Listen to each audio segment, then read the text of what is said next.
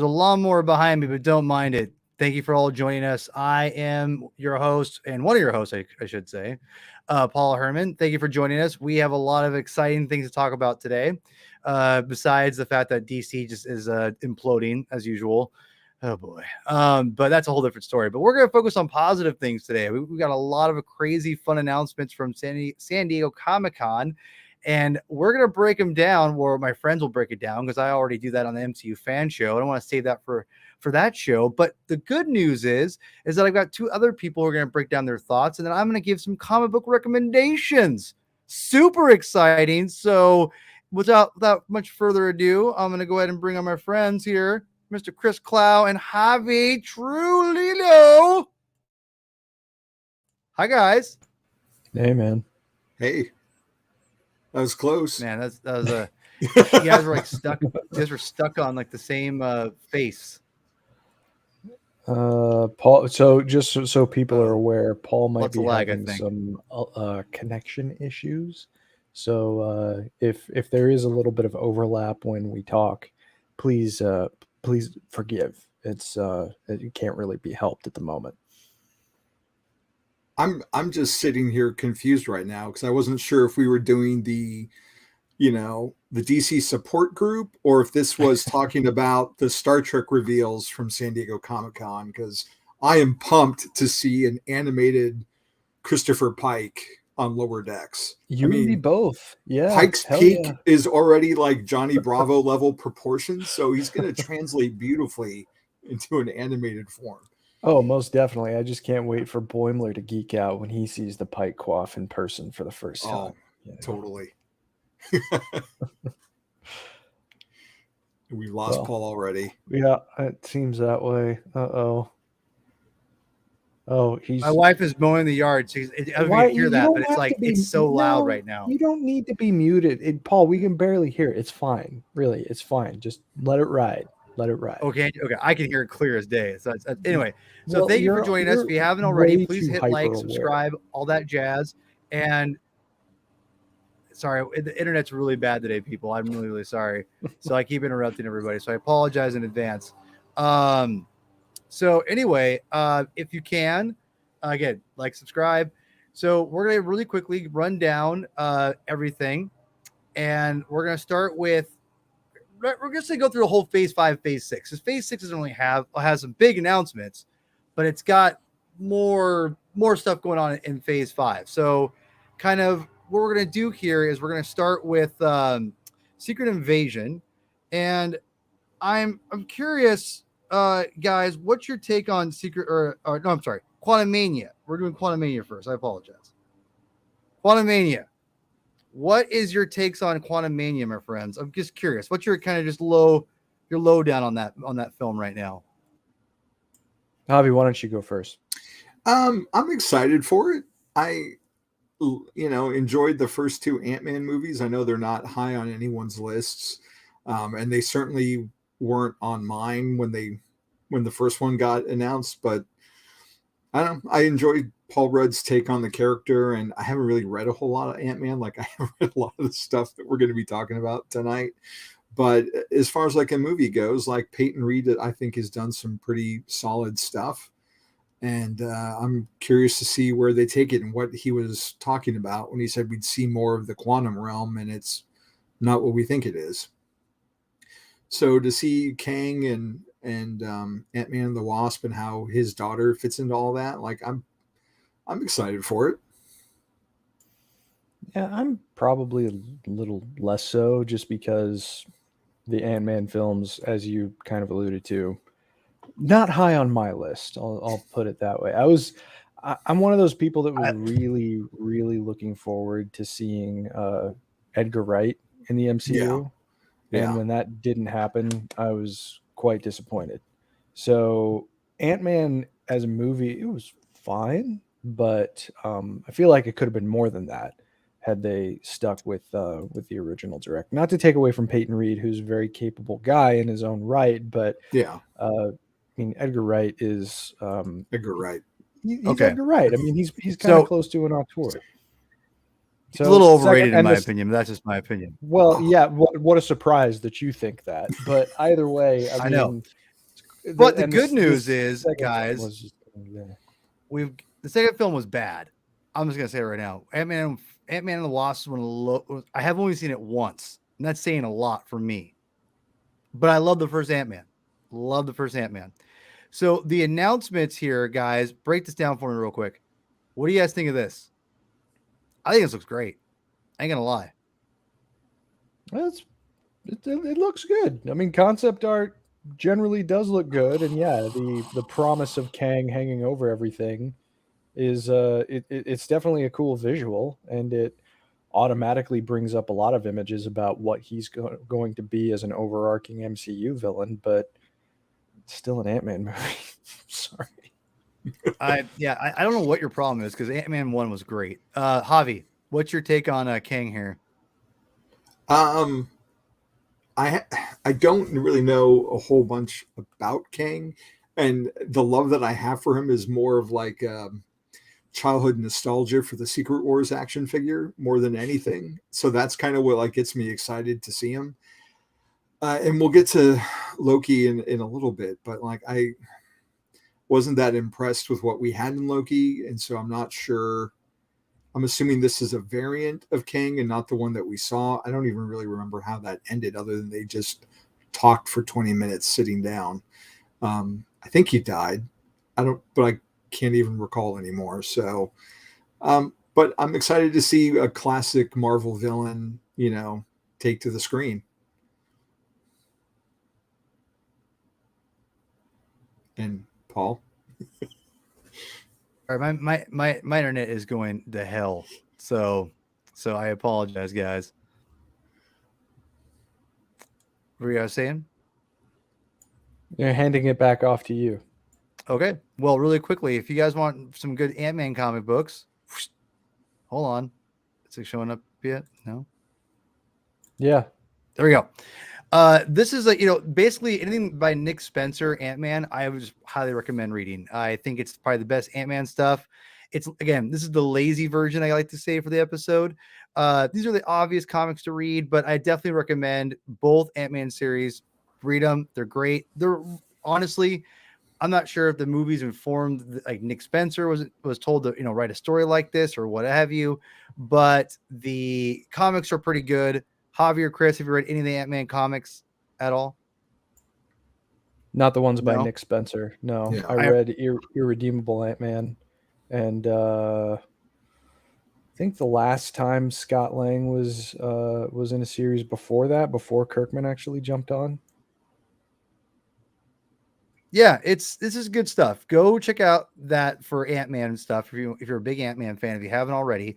But also if you're into Kang right now, go read Avengers Forever. I've said this before in the last episodes. Go read the stuff. It's really, really good. To me, this is like the best Kang stuff you're gonna get as far as a good prep for Kang, in my opinion. So Javi, if you're looking for a good, I think, Kang comic to read, just to kind of get your feet wet into it, I think Avengers Forever is a great, great series. Kurt Busiek, come on, you can't lose. I'll put it on the list. Oh God, the list. All right. So next one we're gonna go to Secret Invasion. Chris, I'm pretty sure you've read this. I'll get to you in a second. Javi, have you read any Secret Invasion comic books? I was actually filing some stuff, and I found my first issue Director's Cut edition. But that's all I've gotten into it so far. That came out during a period of my life where I wasn't really reading a whole lot of Marvel because of certain events that had transpired, and I was just kind of taking a break. So I definitely know of the story, and I'm really excited to see what the MCU version of it is, especially with these scrolls that we've gotten from Captain Marvel, where they kind of flip the script on who they were, typically. So I'm really curious now how that's going to play into everything, because so far all we've seen them do is be Nick Fury and Maria Hill in Spider-Man. And, there wasn't anything malevolent about that. So where we go next is interesting to me. And you're muted, Paul. It's been a rough night, guys. It's been a rough night. So you're excited about Secret Invasion then? Yeah. I mean, Okay. come on, you got Sam Jackson back, and That's fair. That's fair. I mean, Chris, Secret Invasion.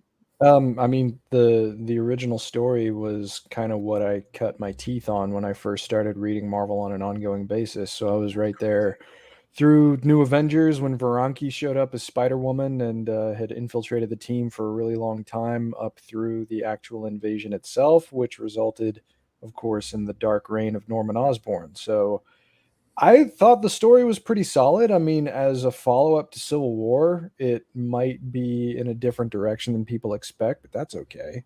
Okay. And as far as like being adapted into the MCU, honestly, like I thought this was the direction they would go as like an overarching story for the next several phases, but they're certainly not doing that. So No, we'll see. we I do mean, not want just that. why not? We don't need shape shifting to be a whole like 2 phases. Can you imagine if this was 2 phases of It this? doesn't That'd be, necessarily need to have been two whole phases. I'm just saying or that even a phase.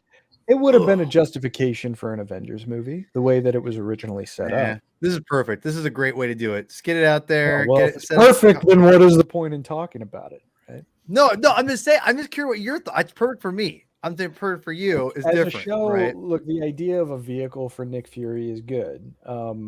I'll be curious to see exactly how much of it is adapted because there's a fair amount of Secret Invasion that was keyed to the character traits and the interplay of the Avengers. So if the Avengers aren't going to be around, I kind of wonder what the thrust of the story is going to be. And of course, like the Skrulls Yeah. saw Reed Richards as kind of like the way that America saw Osama bin Laden after 9/11, you know, like he was going to be a huge threat to their very existence. But none of Right. those characters are going to be in play for this. So what does it look like? I don't know. I'll be interested to see, but more Sam Okay. Jackson's always good. Yeah, Javi's right. So my recommendation for Secret Invasion is surprise Secret Invasion. So go read it. It's I will say this. I'm not a big fan of the Secret Invasion comic series. It's better than I thought it was going to be when I first read it, when it first came out. The art is worth reading it alone. Lineal U's art is amazing. I don't remember, Paul. Are you a Bendis guy at all? Yes, I like Bendis Okay. a lot. I think people are unkindly brutal on him. So this just didn't hit you the right way then. God, Jacob, stop it. I'm sorry, Javi. What did you say? Just this particular Bendis story just didn't do it for you then. It wasn't the story. In fact, I would say, yeah, the story, the premise, I wasn't really into. The only thing that I liked about Secret Invasion were like different variations of Super Skrulls. That was cool. That was cool. Other than that, I'm not a shape shifting like person's powers. Never been into it except for Changeling from the X-Men morph character. See, I thought the Like lead from up the to Secret it's on- Invasion it's on- was better what's than that? the mini because there was like the paranoia. Like as soon as they saw that Elektra was a Skrull, right, in that new Yeah. Avengers story, like right after Civil War, all of a Yeah. sudden they started looking at each other cross, like they didn't Yeah, I don't really like know that. what was going on. I don't like that. I thought it exposed a lot of interesting cracks that Bendis played with in terms of like the core new Avengers team, and throwing on top of that like the potential return of other characters, like when Captain Marvel came back, but oh no, he actually didn't, and it's the And whole Hank Pym. universe. Hank Pym, but also like Steve was gone during this point because he was dead. And then all of a sudden it's like maybe and they didn't touch that in like the Cap books or anything, but Sure. it exposed things to play with for the team for them to then overcome by the time Siege came around, which I thought was cool. Yeah. I don't want to know, Jacob. We'll just find out. I mean, it's probably gonna be all low tier heroes, but maybe Quake shows up. Who knows? But at this, but Our- also too, I mean, there could be good scrolls that are hiding for some reason. Like that's the thing For sure. that Captain Marvel kind of brings into play, right? Is that there could be benevolent scrolls at play in addition to malevolent ones. People want to hate on Captain Marvel for many different reasons, but I still hold that I was really genuinely surprised and liked the scroll like maneuver. Yeah. Where No, Chris I did too. Javi. Yeah, Yeah. it was a welcome change. I'll say that. Because scrolls usually like the villains, So all right, moving on to the next Topical one. too. Yeah, yes.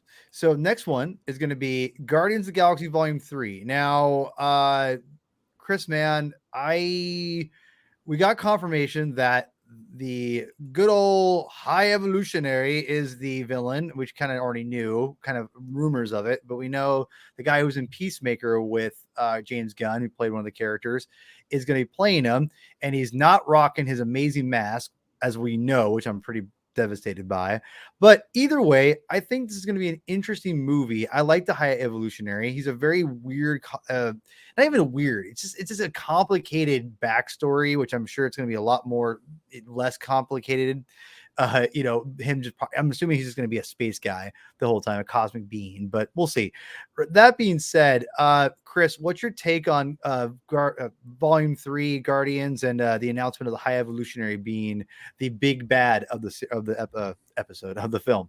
I mean, I always like when more of the cosmic side of these universes are explored, and Guardians, the first Guardians movie, really kind of established that in the MCU. So I have no reason to not look forward to this. I mean, I've enjoyed both of the movies immensely, and I think that there's still a really interesting debate going on, not with you, Paul, but with the broader fan community between Never with me. like, the first and the second. Never movie. with me. No, I know that's fine. Look, you think what you think, and you think it very strongly. But That's right, I do. the idea of bringing in the High Evolutionary, and of course, the end of the second movie very strongly hinted at Adam Warlock. We know that he's going to show up in it too. So there's a lot of cool things to play with. I guess the thing that sticks out in my mind about this one is, how is it going to be a conclusion for these characters that we've gone along with already? Yeah. And is that going to give way to a new roster? Yeah. I've gone on record saying I love the Suicide Squad movie a lot on this show, on Twitter. I think it's incredible. I think it's his best movie since Guardians of the Galaxy, to be the first one. I might be almost on par with that, but I think the first volume 1 has a lot of heart in it. So I love that movie to death. I love both of them. Volume 2 did not do it for me. I think it's low tier MCU, in my opinion. Javi, what's your really quick take on Volume 2? Are you Volume 2 guy? And what's your excitement level for Volume 3? I am definitely a Volume 2 guy. The summer that came out, my kids and I, it's all we listened to in the car all summer long was that Volume 2 soundtrack. And I don't know, I'm a big Kurt Russell fan, so I was an easy mark. Sure. So it definitely wasn't what I was expecting. And Ego definitely wasn't, comic accurate per se, to a certain degree, but I still enjoyed what we got. And I, like Chris was saying about heart, I feel both movies have a lot of heart for me. And they're not really, when, this whole thing started, they were probably some of the characters that I was least familiar with. Like going into that movie, like I knew basically, what was on the back of my Marvel trading cards. So, and they became movies that I really revisit a lot more than some of the other ones. So I'm excited to see where Gunn goes with this. I feel like 2 left a lot of ways to go, especially with the potential for the other Guardians to kind of come in with Stallone and Michelle Yeoh and Rosenbaum. So I'm wondering if he's going to, pass the baton and establish a new Guardians by the end for some other feels like that to pick up and carry on with. Because the franchise seems to have done a lot of good for the MCU. I mean, they have a ride at Disneyland, for God's sake. Yeah, it ain't going anywhere. So, no, I wish I could have seen the footage that they showed in Hall H, and looking forward to, the Christmas special and then the movie. Hopefully we get another good soundtrack. I'm sure it is. I'm going to say it right now, people. I hate Kraglin. Get him the hell out of here. Like, I'm sorry. No offense, Sean Young. You're a great actor, but your character, and not your fault. Just, I'm not into it. Get him out of here. Get someone else who's cooler.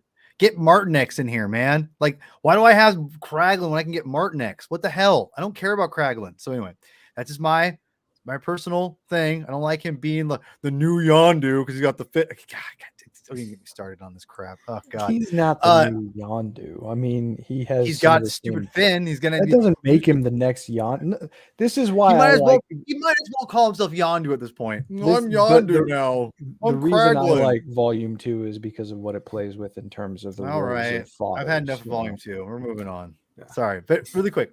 Sorry, I Oh, just, I have to sorry. go. Oh, really quick. Yes. But Chris, speaking of you, are you Oh, familiar with good the Lord. High Evolutionary? Yeah, I just said that. Oh, I didn't know. But how familiar are you? I mean, reasonably familiar. I mean, I didn't read some of the more recent stuff, like it was in Champions, I think. Oh God, And I Champions. mean, he showed up in Secret Wars and I think some of Mark Waid's Avengers, and I didn't really read that stuff recently. I mean, the thing that I most closely associate with him is when he showed up in Uncanny Avengers, and I thought that was a pretty solid use of That him was when better. yeah, I mean, Yeah. it created a whole other like I don't reverse like. Earth or counter Yeah. Earth.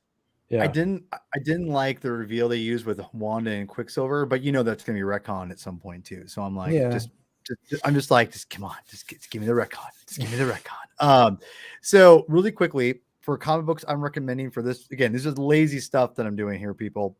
I'm recommending for Volume 3, read the High Evolutionary War, which starts in I think this is X Factor Annual 3, and it goes through a ton of comic books in the 80s, late 80s, this huge run of annuals that the High Evolutionary is a part of. Look, by the way, look at this Walt Simonson Apocalypse decking a High Evolutionary. How incredible is this? Oh, it's gorgeous. God, Walt Simonson, just a baller. It's honestly how I got familiar with the character. It's a pretty fun story. It's pretty bonkers. It's pretty out there. This is a fantastic comic book. This is the end. So I gave you the first issue, which is X Factor issue 3 or annual 3, excuse me. It concludes in this annual, and it's a fantastic comic book. It's kind of bonkers, but it's great. And this covers an all timer in my opinion. I think this cover is incredible. Yeah. Go check it out. Go again, X Factor 3. If you just go online, you can get the reading order pretty easily, but it's the High Evolutionary War. It's a lot of fun. Check it out. I love it. Chris, do you want to say anything else about Volume 2 before I move on? About Volume 2? I want to give you one last chance just for you, because I love you. The thing that I like about Volume 2 is what it speaks to about the roles of fathers. I mean, I lost my dad 7 years before the movie came out, and there were, I think that there's always a lot of concern, and I certainly feel it more now since I'm a father myself, that like, what happens if you leave your child before they're ready? And obviously Quill dealt with that for his entire life, and then came to understand that someone else occupied that role in his life, and that's something that that really touched me in a way that the first movie just didn't. Because I mean, that's even though it was 7 years later and now it's 12 years later, that's a loss that's still very raw with me. And so a movie that manages to touch those themes is important to me. Oh, absolutely. And that's why I wanted to give you one more chance to talk about it, because I want to be a jerk, because I love you too much. You're my brother. Very, you know very this. magnanimous of you. Thank you, Paul. That's right. And you're saying words I don't understand, but I still love you. Anyway, moving on. Next, Echo. Now this was kind of, again, and we're getting to the meteor stuff here in a second. We're just kind of starting to get the appetizers. I'm getting you guys warmed up, kind of, with the vibe I'm going with here. So Echo is a series that will have obviously the return of Daredevil in the MCU officially. Well, She-Hulk will happen first. So I apologize, but he'll make a probably more formal return into this with Kingpin, and we're gonna get a little more, I think, of what exactly this Daredevil version is going to be in this series. We'll get to Daredevil obviously in a little bit later, but I don't have much to say about this other than this feels like a vehicle to get, Echo's, her exposure out a little bit more, and using Daredevil and Kingpin. And I don't think it's a bad thing that you're doing this, but to kind of get her out there and get her, kind of develop the character a little bit. What are Javi, you seem like you're a little excited about this. What's your take with the character Echo? It sounds like you're excited, or do you know the character at all? Yeah. My Daredevil knowledge really. I had read some Daredevil before Marvel Knights, but I was a habitual reader when Marvel Knights started, and the second Okay. arc After introduced Kevin Smith. Echo. After Kevin Smith, that's when Yeah. and I literally had his name in my brain a second ago, and now It's it went out of the way. Mac. Is it Mac or David Mack. Yeah, Thank David you. Mack. Yeah, David Mac. Yeah. David Mack. Took over writing, and it was still Quesada on art, but I just Mac did the covers for it, and it was just you weren't seeing stuff like that on the stands. And that's kind of what made Marvel Knights stand out back in the day. So I really enjoyed that first arc. And she's someone I've somewhat followed in the years since, but kind of dropped off of it. So to see that story arc get play in Hawkeye was I was excited seeing her at first, but then also kind of like, like she should really be with Daredevil and the Kingpin. And then when we finally got to the end of that, it was like, oh, okay. So I'm happy to see more of that come to fruition now that everything's getting unified. Yeah, agreed. Yeah, I'm on board. Okay, I have follow-up questions, but I want Chris to go first because my follow-up questions go with my recommendation, my comic book recommendations for those who are wondering. So, Chris, what's your take on the Echo series and the Echo character? I think that it's awesome. I mean, it was a really strong debut for her in Hawkeye, and there's just a lot of potential there, especially the door that she very directly opens from the rest of the MCU back into the sort of Daredevil corner of things. So the fact that they're going that far deep into keeping things going is really encouraging to me. The first time I ever read a story with her was, I think it was about a year into New Avengers when they all had to get ready to go to Japan to take on the Silver Samurai, and Cap actually went to Daredevil first. And so he had Echo had Daredevil's confidence, and then of course earned the confidence of the Avengers. So it was a really strong story to get her to get a big impression from her. You don't say. Well, it's funny you say that, sir, because I am recommending the same series you're talking about. This is issues, I believe, 8, 9, I can't see that. 11 through 13. I think 11 through 13. What's interesting is I got back into reading comic books on a regular basis right with New Avengers, basically. So I had no idea who Ronan was. I had no idea who Echo was. I had no idea what the hell was going on. So I had a lot of catch up to do. And I obviously put together that Echo was introduced by the gap of the years that I had been gone and reading comic books from the high school years to so basically from the mid 90s to about 2020, 2004. So about almost 9 years. And so I just, this was my first introduction to the character. I really liked the character. I liked the idea of a deaf superhero. It was really cool. And I like the fact that she had ties to Daredevil. I love the Ronin costume. I think the Ronin costume is phenomenal. I think the MCU should have done a little better job of adapting it, but I liked it. I was a little bummed out that she didn't take the Ronin costume because I just love costumes. If you haven't been listening to these shows for a long time, or the MCU fan show or this show, I'm a big costume guy. So I would have loved to have her, wear the Ronin costume, even though it killed her dad, but would really make sense. But you can make it work somehow. I definitely recommend reading these issues 11 through 13. That's what of what Chris was saying. It's a really, really good introduction to the character. And a fun fact, and Chris, I'm not sure if you knew this, but Javi, definitely put this on the list for yourself before Echo comes on. Read these 3 issues. Super fun. Really interesting character. I thought Bendis did a really great job introducing her and bringing her in and kind of showing her and what she can do. What's fascinating, I don't know if you knew this, Chris, that Bendis, this Ronin character, was supposed to be Daredevil. And fans figured it out. So if you read New Avengers 1 through all the way to this series, the Ronin character shows up, but you don't know who it is. And it makes it very obvious that it could be, or it should be Daredevil. Well, apparently it was supposed to be, but fans figured it out. And then Bendis was like, well, screw it. I'm going to make it Echo. And then made it Echo. And to be honest, I think it definitely helped escalate the character. And I really liked her in New Avengers after that. I thought it was a really good dynamic and a different spin on things. So good on Bendis for trying to mix things up and also have some good representation of more female characters, because the New Avengers has a lot of great characters in it. And I love the fact that he was trying to mix and match some different. He tried to do the JLA thing, but also introduce some interesting characters in the meantime. So definitely check out these comic books. Highly recommended. Chris likes them. I like them. Javi, go read them. They're good. I have. Oh, you have? Okay, I'm sorry. I was on board with.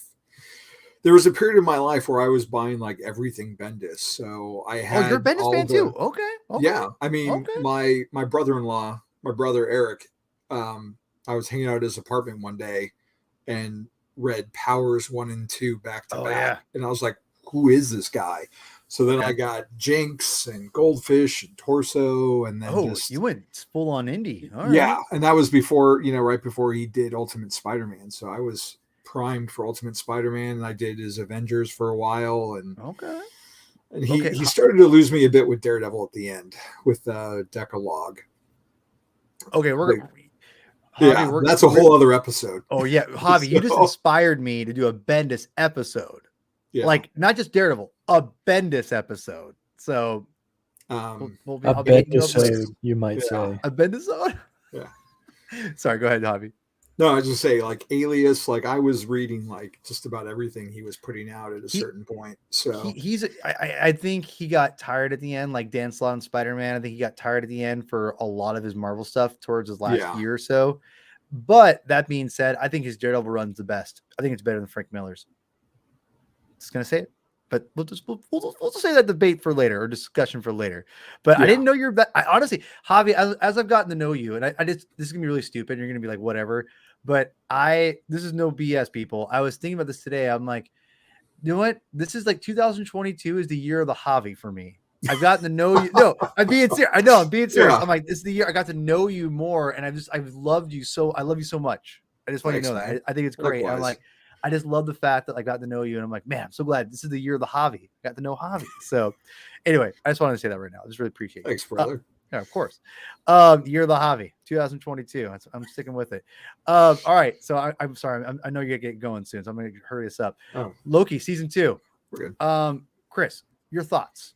Good thoughts. I really enjoyed the first one, and the fact that it blew the door open for Kang just made it all that much cooler. Well, that's debatable.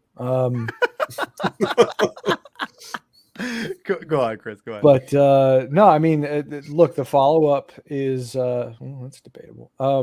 The follow-up here sounds like it's going to be pretty interesting, and the fact that we've got Hiddleston back for another round, and the fact that he's probably going to try to stay on top of these issues that came up.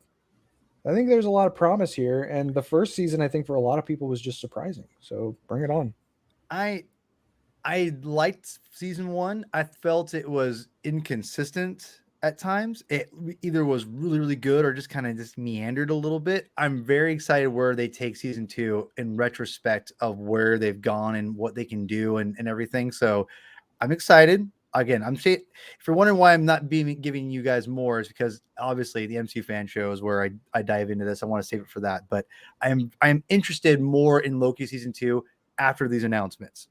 Javi, Loki Season 2, Loki thoughts. My problem with Loki was one of expectations. Okay.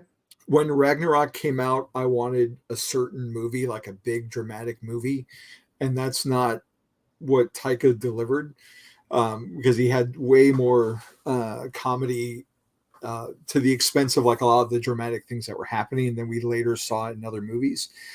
So I've eventually come around to enjoy Ragnarok quite a bit.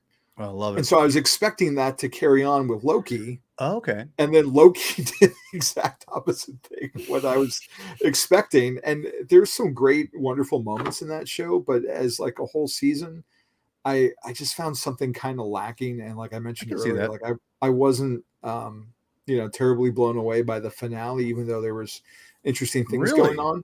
Okay. So it's one of those shows that I just haven't found the time yet, that I've wanted to actually just binge it and watch it in rapid succession and see if it played differently for me, or if I just enjoyed it more than that, I'm free from my, what I wanted it to be and what it actually is. Right. So, I mean, Hiddleston's great. I'm definitely going to watch season 2 because why not?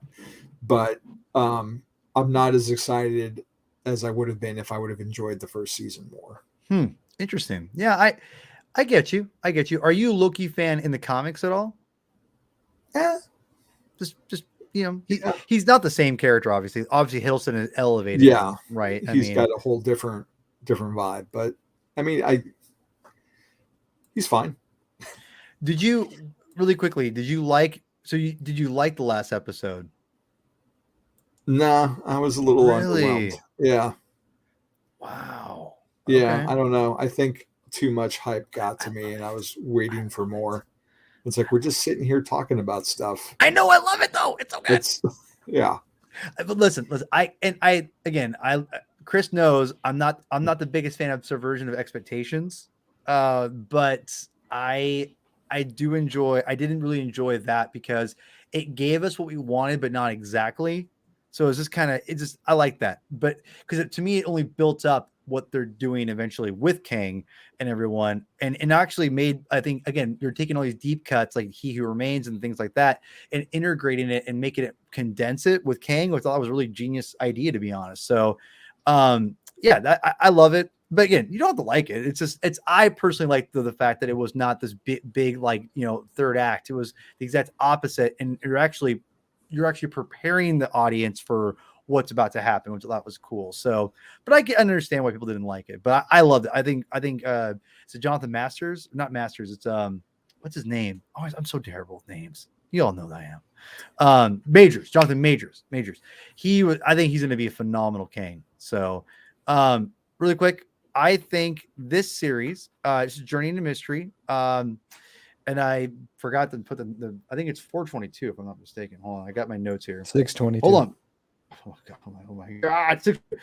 This right here, I want to recommend this for Loki fans because a lot of people love the alternate Lokis. And this to me is the epitome of the alternate Loki. And I think Kieran Gillen is just a phenomenal writer. I need to go back and read these comic books. And this is basically where I think the Loki kind of started post Hiddleston, started gaining some momentum a little bit outside of the comics and started becoming more of an interesting character. And basically, you just start from here and just read on. I think you'll enjoy these comics for what they are. And if you're a fan of this Loki season 1 and 2, I definitely think this is definitely where you want to start with 622 and just go read on. We can then go into, I think, Gillen's Young Avengers, which Loki eventually shows up in as well, the young Loki. But just start here. This is a good start. If you're a big Loki fan, Hiddleston fan, I think this is a good way to go, in my opinion, for any of these are good, solid comic books. Anyone read any of this Gillen Journey into Mystery stuff with Loki? Yeah, I mean, this was like right after Straczynski jumped off of Thor, so I was kind of dialed into to the Thor books around this time, and I thought that this stuff was pretty good. I was still kind of missing Straczynski, and Straczynski did some interesting things with Loki too, especially for sure. after like Asgard was displaced and everything. But no, I mean, I don't know how often these kinds of stories are read these days. So especially if you're like a Gillen fan now, or you've enjoyed what he's done on Star Wars, for instance, go back and check out what he did on Thor. It's pretty cool. This is where I think he really started making his mark in Marvel, was right around here.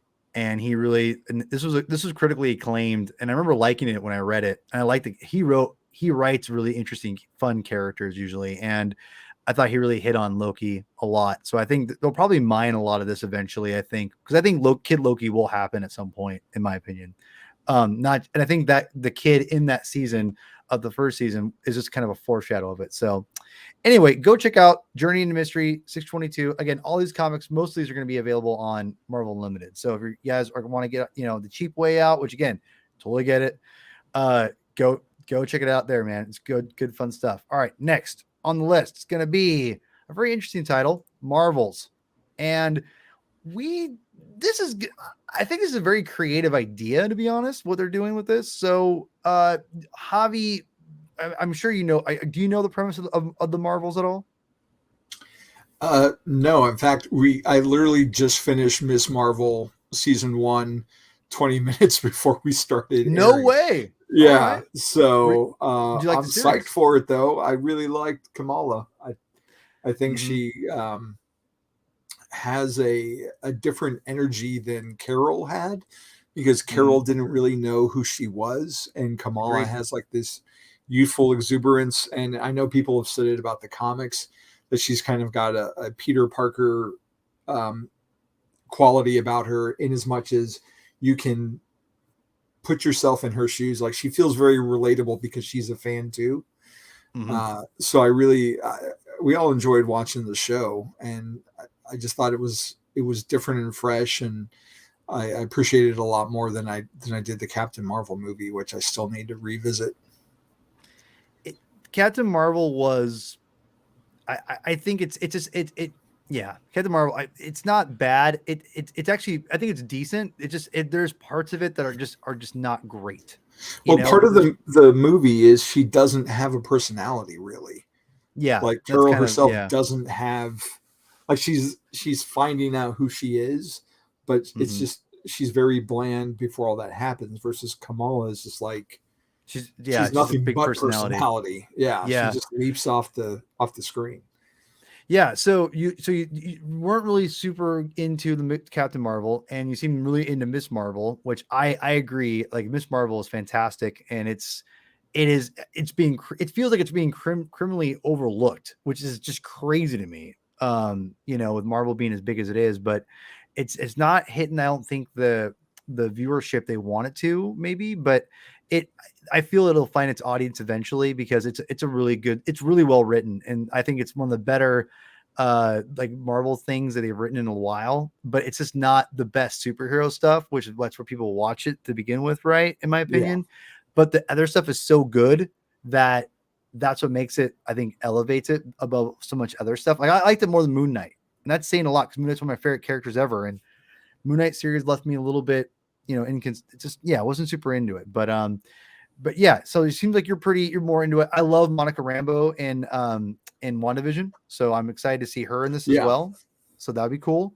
I loved her origin in the MCU. Chris, what's your take on the Marvels, my friend? I'm looking forward to it. I also finished the Marvels a little late. I think I did it a week ago, or Ms. Marvel, I mean, and I thought it was a lot of fun. The character interplay was terrific, and Kamala's family was just really, really like infectiously fun in a way that I Yeah, kind of wasn't expecting. Although her family in certain comic stories do her the same way.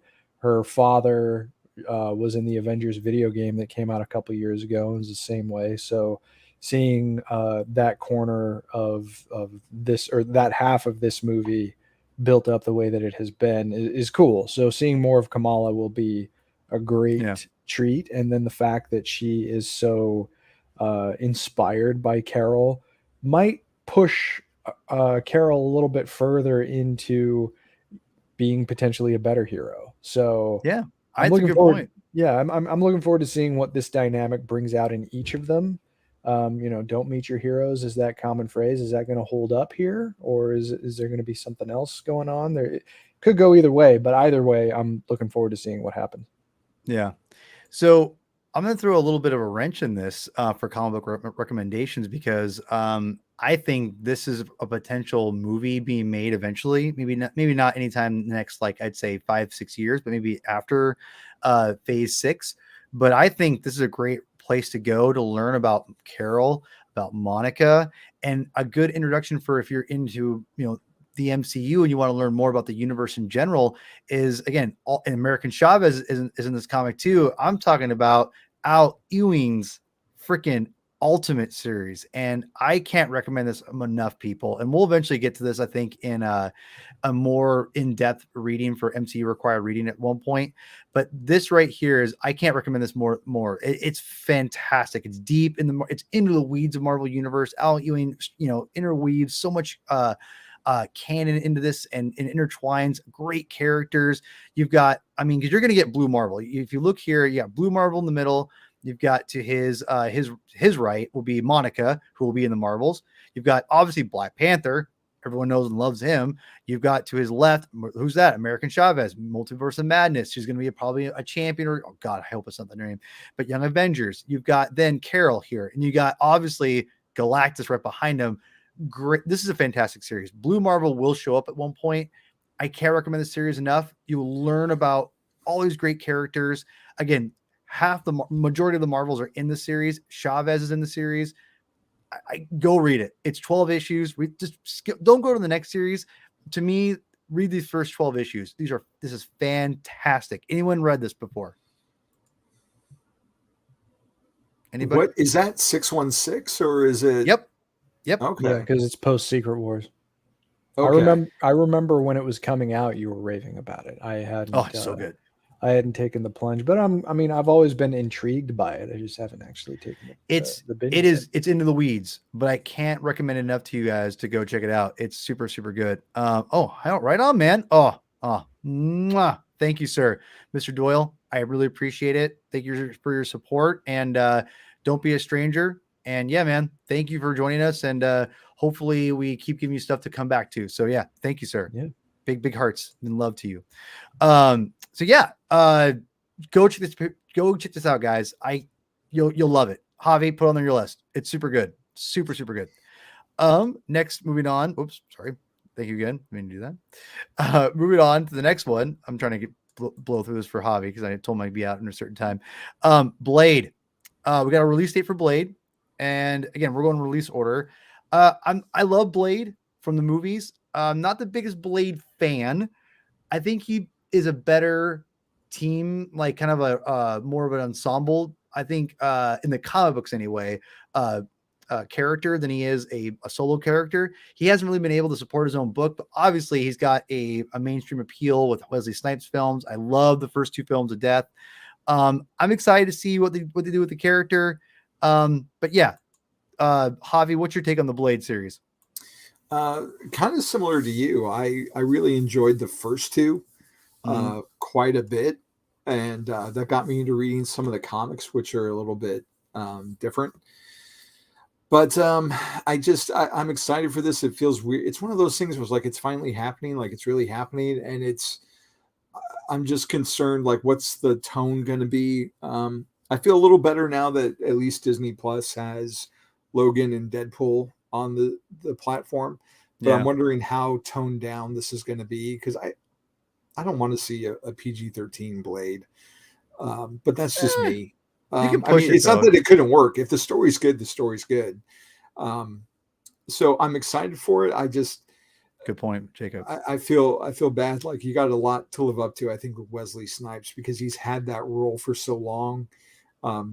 He's got, his work cut out for him to kind of supplant that in the public consciousness. Yeah. Oh, and the follow-up, Jake.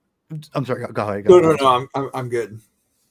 So I want to say, Jacob, I think you bring up a good point, which I'll get to in a second here. But I think Black Knight, I think it will be more of an ensemble cast. But I'll get to the reason why here in a second. But yeah, I agree with you. I hope so too. I think Kit Harington as Black Knight is a great role. It's an obvious match, but I mean, I'm not mad at it.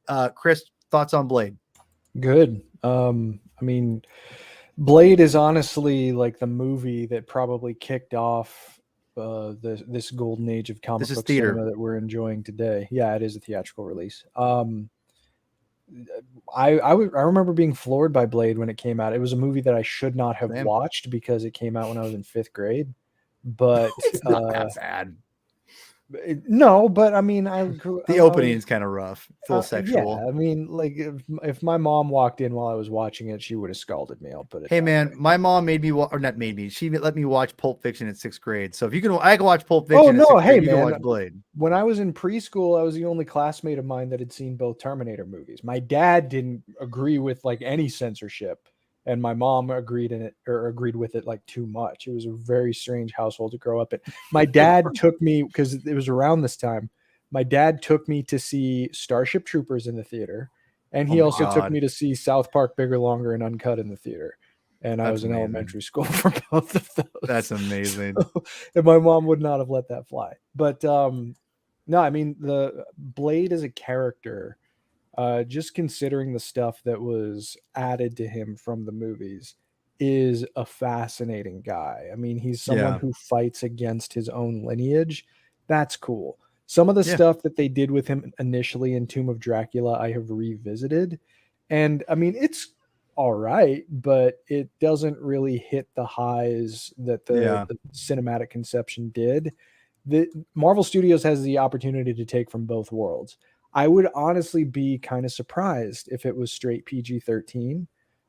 It seems like they're getting a little more comfortable with the idea of playing to different kinds of audiences, and the success of movies like Deadpool and Logan Yeah. clearly prove there's an audience for those kinds of movies. Doing that in the MCU, Blade would be the perfect guinea pig potentially, but also Mahershala Ali is one of the best actors working today, and the fact Yeah. that they got him is a huge coup. Yeah. So I'm all about it. I can't wait to see what they come up with. My recommendation follows up exactly what Jacob was saying, and I think that Blade is going to be basically my comic book recommendation for this, for Blade comic books. Don't read Tomb of Dracula. I know Tomb of Dracula is kind of a cult classic for Marvel fans, and I need to read it.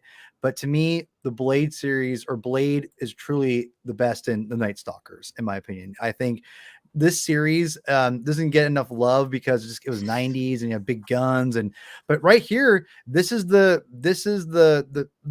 third movie that they tried to emulate. Basically, they just made this character the daughter of the character, and then Hannibal King was Ryan Reynolds. This was a really cool series, I thought, and I thought this to me is what the Blade series should be based around in some ways. And again, what Jacob was saying, Black Knight could be replacing one of those characters. The Night Stalkers should be, I think, in the Blade series, not obviously Ryan Reynolds and Beale, but the idea of these horror characters being, not called Midnight Suns. I've never been a Midnight Suns fan of the name of a team. I like of Midnight Suns of like a run of like Marvel Knights or something like that, but not for like a team name. It's a little, I did it first, but I'm like, nah, let's just leave it alone. Night Stalkers, really cool. I love it. It's not like, this is not groundbreaking comic books, but to me, this is the best Blade's ever been in the comic books itself. And this is where I think he got rebooted, and this is where Wesley Snipes basically took his whole series and look off this version of the character. So go check out Night Stalkers. They're hard to find. There's ways to find them. I'll just say that, but you can probably get them pretty. Yeah, you could probably get pretty cheap comic books, honestly. Maybe get the whole run for like what, $20, $30, but it's fun. It's fun comic books to read. Anyone read any Night Stalkers at any time? I think I've read 2 issues total. I liked them. I was putting them away. I was cataloging them at the time, but it's been a long time since I've revisited it. This might be a good reason to do so. Ryan Gosling being Ghost Rider would be A-okay with me, to say that right now. So let's just I don't know if it's going to happen, but we'll see. They're not going to do that. His face is too pretty for them to put behind whatever, fire. dude. As far as I'm concerned, Gosling can do whatever the hell he wants. I love him. So Ironheart. Quickly, Chris, thoughts on Ironheart announcement? I like Riri Williams. I thought that the series that Bendis introduced her in was pretty solid. They should drive a dump truck of money up to Robert Downey Jr.'s house so that they can keep a portion of that going, because I like the idea, honestly, of the Tony Stark AI being involved in some form or fashion. God, but I hate you, Mike. God, I hate you. I hate you. Yeah, that's. Anyway, all right. Sorry, I'm beside myself right now. All right. Yeah, Chris, I know it. I could tell. I know. But Rhodey is a good choice too to mentor her, and it sounds like that he's going to be involved.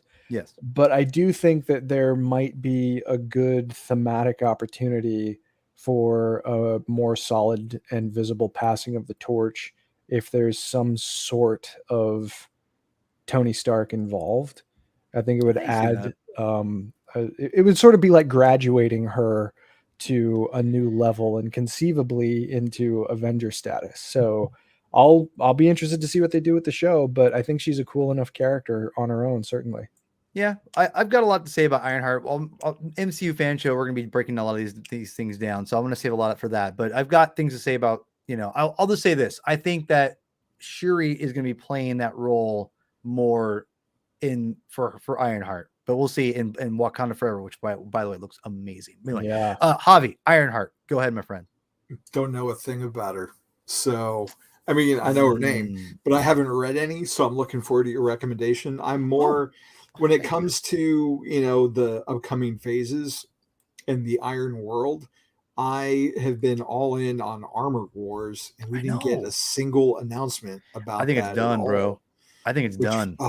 Breaks. I was really excited for Iron Man 3 because it had elements of that storyline, and then it totally went in a different direction. So I was really looking forward to seeing a Rhodey led Armor Wars and what that would mean, but it's been very quiet. It has been. I wonder if Ironheart took the place of Armor Wars, which I'm fine with, to be honest, because I think you can incorporate a lot of different Armor Wars aspects in with Riri Williams.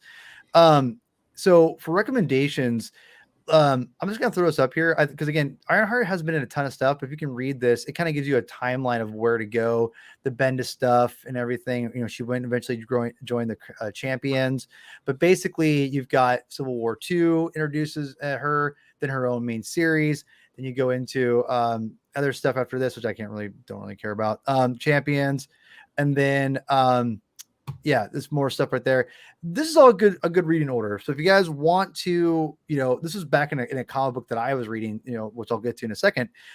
This is, where you want to go. If you want to, there's not a lot out there. And I think there's a great ground floor with the character. And I got to tell you, I wasn't really interested in the character myself until actually Sean and I read it for MCU Fan Show Patreon. Rest in peace for the old comic book show. I miss doing that show. It was a great time.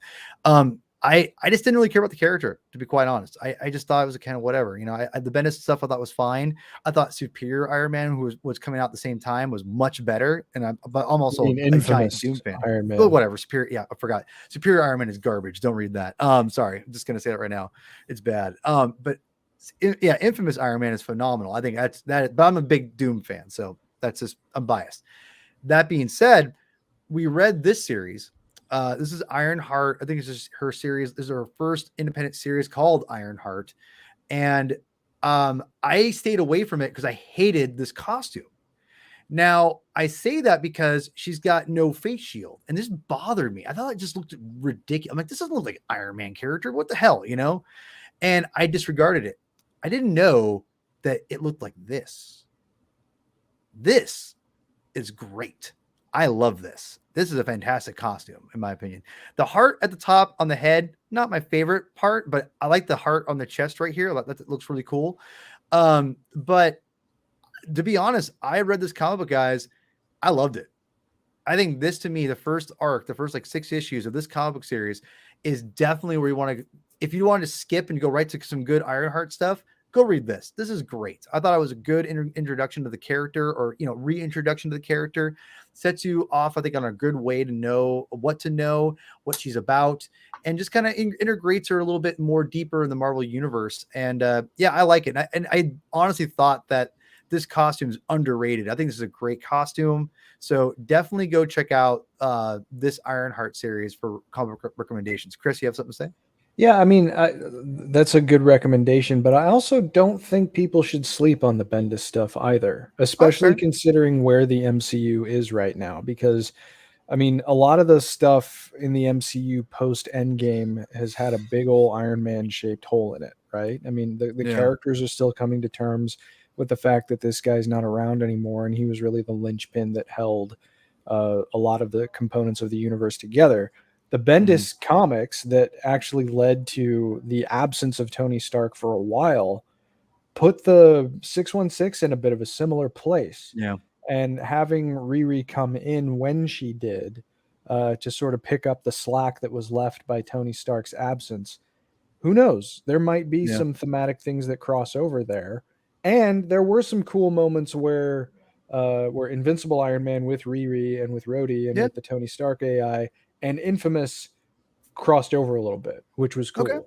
So I'll take a word for. I like me. Obviously, me and Javi love Bendis, so maybe we'll check it out, right, Javi? So Yeah. so Javi, I know I told you an hour, and I didn't realize I Oh, underestimated myself. So if you need a bolt, I'm gonna let you. a You can couple more bolt. minutes. All right. Couple more minutes. So I know we've coming up again. I really appreciate you coming on, man. Really quick. I don't want to spend too much time on this because I don't know much about it. Agatha House, Coven of Chaos, which I think is the new name of the new name we got here. Not much to say. I recommend, honestly, I'm just going to throw it out here. Just read the Vision Scarlet Witch series that came out. It's a 12-issue miniseries. Highlighted the first, I think, 3, 4, and 5. There's nothing, not a lot of Agatha in there. There's not a lot of Agatha, period, to be honest. Obviously, I forgot her name. Oh, I have so bad names. The actress who played her has propelled the character to new heights. So, but she's rooted in Scarlet Witch and Fantastic Four specifically. Guys, thoughts on Agatha Harkness, Coven of Chaos? The first time I saw Agatha in a comic book, she was dead. Yeah, she dies in this series too. Avengers Disassembled, and Oh yeah. and it was also like 2 years or so, like during the Civil War stuff, or maybe a little bit afterward during New Avengers. Wanda said that she was taking care of her Aunt Agatha, which for all we knew was a corpse. So I never really read anything with Agatha. I liked how they used her in WandaVision, For sure. but no, she was kind of off the board when I came into the Marvel U, and I never really. She still is off the board, man. In my opinion, yeah, right. She's not. Yeah. There's not a lot going on with the character. Javi, thoughts on Agatha? I have none. That's fair. Yeah. All right, let's get to the meat. Because I know Javi was probably waiting for this one, and I think this is a perfect way for him to end. If he can go on if he wants after this, but this could be the fitting end for him. We got Daredevil Born Again. Now, there's a lot I could talk about this series. Javi, I'm gonna let you go, man. Just go ahead, roll with it. What's your thoughts? So, it's funny that they chose this title, and maybe it's to symbolize that. He's officially in the MCU now, because season 3 of Daredevil was basically the Netflix version of the Born Again graphic novel. Yep. Which I read fairly recently. I've been trying. It's been on my list for forever to get a trade of it. I bought it digitally, but I'm like, I'm going to wait to read it in print, and print versions of this have just gone through the roof. So one day I caved before I eventually decided to watch season 3, and I was just blown away. Like, I mean, I've known the story beats for Born Again for decades, but reading it in the actual story, it just Mazzucchelli's pencils and it's just everything is just perfection. Like, I understood why it was such a big deal, and I was able to get like the IDW artisan edition.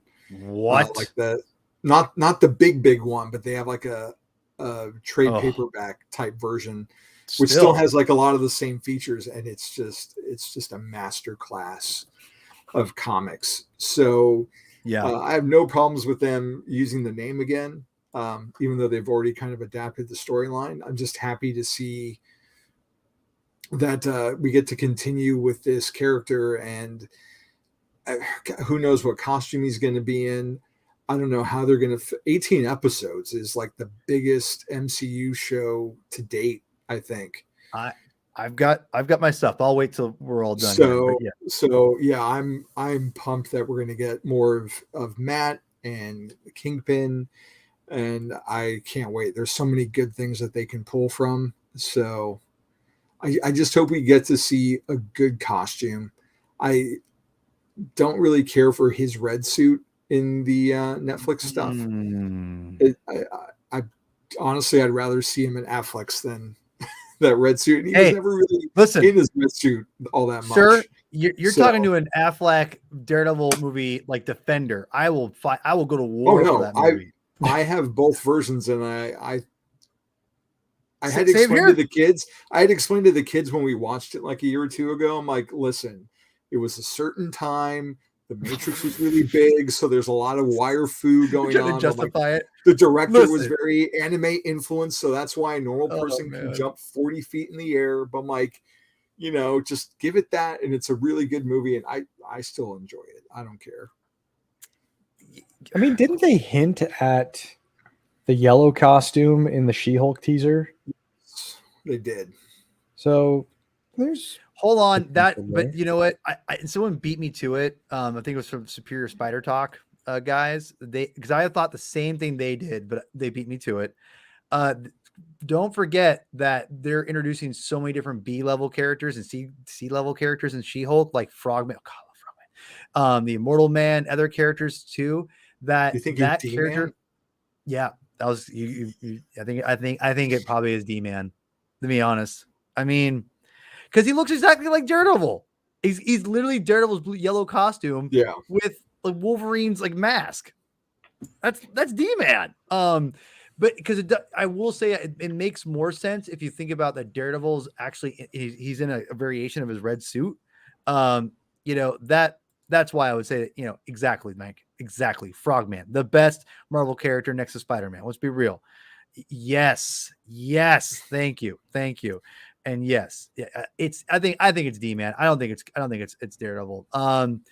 Go on, Chris. I didn't mean to take away your thunder there. No. I mean, I just I'm really looking forward to it. Honestly, one of the things that excites me about the return of Daredevil, in addition to the fact that Wilson Fisk is just fascinating in this conception, and I still want to see him face off against Tom Holland's Spider-Man at some point. And Yes. it looks for like sure. that's more possible, which is cool. Well, But Feige's pretty much said that Daredevil and Spider-Man are going to be leading like the street level heroes now, like that their own little side quest, if you will. Yeah. So I think that's really exciting. I think we're going to get those characters living together, which I'm going to throw it out there really quick. I think it's really funny that these people all want Spider-Man and Daredevil. Like, they think that they're married together. Like they're like always like the best team up and stuff. I'm like, not really. I mean, like they team up a decent amount, but like people act like, they're over, just crossing over like crazy. It's like, I almost feel like he's teamed up with Darkhawk as much as Daredevil at this point. there are to some be things quite that honest. just go together really well.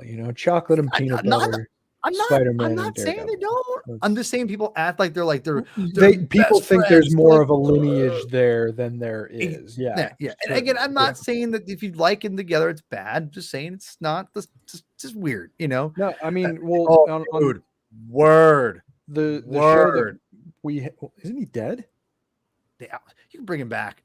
I guess so.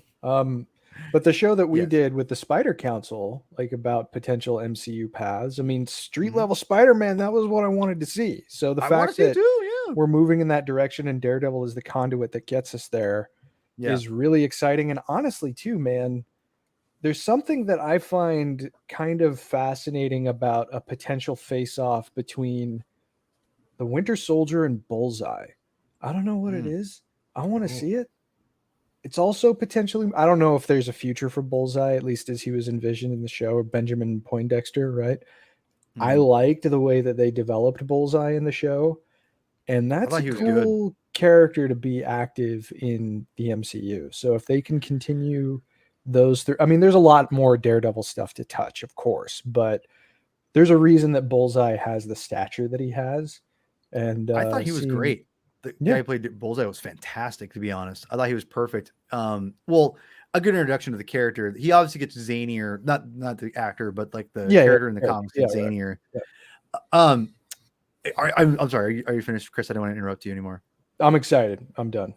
Yes. No. And really quick here. I just want to say for the record that I kind of talked about I talked about this on an MCU fan show on our live show, but I said I think this is pretty genius because if it's 18 episodes, you can basically use this to basically steer and reboot the entire Netflix series. So, and I say series, I mean not just his series, but all the series, like Jessica Jones, Luke Cage, Iron Fist, The Defenders. You can use those 18 episodes and kind of like use Matt as a Nick Fury like character and basically reboot all those characters and show them where they've been in essence of the whole MCU. So you use his show as the springboard for the entire street level heroes besides Spider-Man. And then you can go off and go from there because you've used 18 episodes and Matt is that Nick Fury-ish, not one for one, but ish character.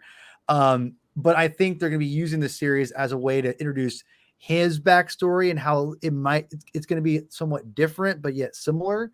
And what I think my comic book recommendation is, yes, obviously go read Born Again because it's amazing. Like Javi said, it's incredible.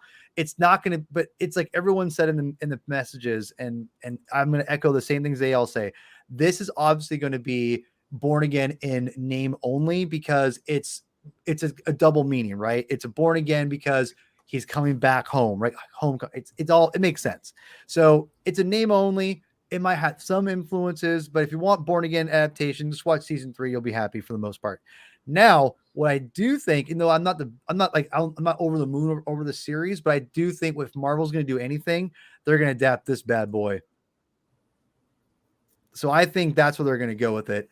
I think you're going to get a backstory. You're going to get a lot of the stuff from, you know, kind of maybe what Jeff and Tim did and use that as a springboard to introduce the character into the MCU and then use his current status to introduce the Jessica Jones to show them what they are, what they've been doing during this time and why they haven't been fighting alongside the Avengers and all that stuff. Because remember, I want to say Kevin Feige wanted to use the Defenders in Infinity War. He wanted to show them, they wanted them to show up at some point, but it just didn't happen. So I think we're going to get something like that. And I think that's why it's 18 episodes. That's just my opinion. I don't think it's just all pure Daredevil. I think it's pure, let's introduce all the Netflix characters again. So, but yeah, Daredevil Yellow, if you want a good, you know, read all of the essential Daredevil stuff, obviously before, but if you want a good, I think Born Again MCU introduction, I think this is your safest bet, in my opinion. Javi, any words on Daredevil Yellow?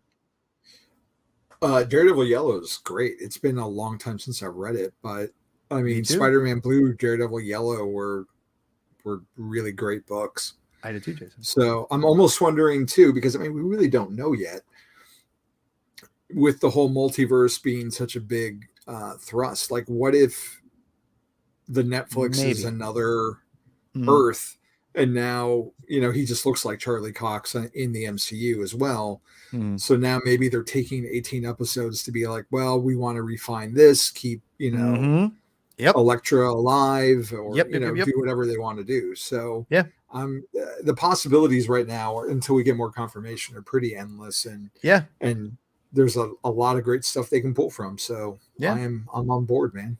Yeah, I personally think it's a genius. It's honestly, I think, a genius thing to do because I think that's what they're going to do. They're not going to limit themselves, and I think they wanted to use this to springboard these other characters, and I think that's what they're going to do. And I think it's genius. And and if anyone deserves it, it's the Daredevil team. They're great. So, you know, Javi, if you need to leave, go leave. If not, you want to continue, we've got a couple more left, so it's up to you, sir. What's next? Captain America. Okay, not a lot to say about it. Then I got to stay for Cap, and then I got to bounce. Okay, all right. Sorry again. Thank you. So next is going to be Captain America: New World Order. Now, they just said it, and that's it.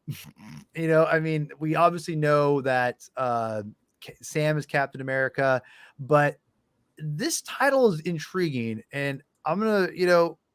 Chris, I'll go to you first before I go to Javi because you're giant Cap fan. I know you like Cap too, Javi. But what does a title mean to you? Because it could be a lot of different things, but I can't place it. I'm curious what your thoughts are.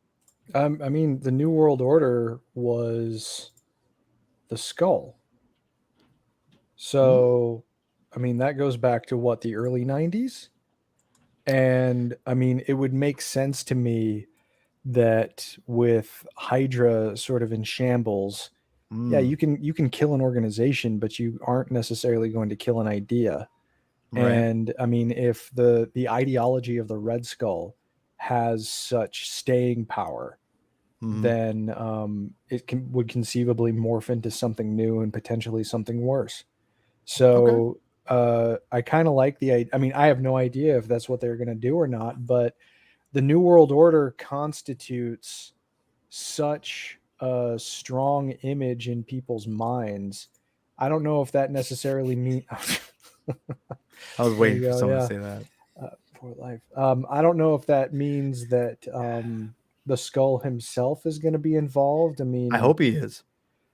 there's a lot of ground they would have to cover to get him back operating on. He was in Earth Infinity again. War. You set it up right there. He was freed. Well, but he's also beyond conceivably a lot of earthly ideas and constraints, All right? right. So, I You mean, win. if he just shows up back on Earth, is he really just going to go right back? I don't know. I think that there was a really big missed opportunity by not leaning on the Red Skull in the first Avengers movie, but that was, a decade ago. So with this, I mean, I'm honestly more intrigued by the idea of like if Red Skull's ideology survives beyond the crumbling, or at least like the handicapping of Hydra at the hands of the Avengers, then that could be kind of a timely but also really potent threat for Sam to take on as Captain America. So I'm looking forward to this, man. This is probably at the top of my list. What a surprise. I loved Captain America and the Winter Soldier. Of That's course, my we all favorite. did. That's my favorite of the Disney Plus shows by a mile. I know. So this is really exciting to me. Javi, what's your thoughts, my friend?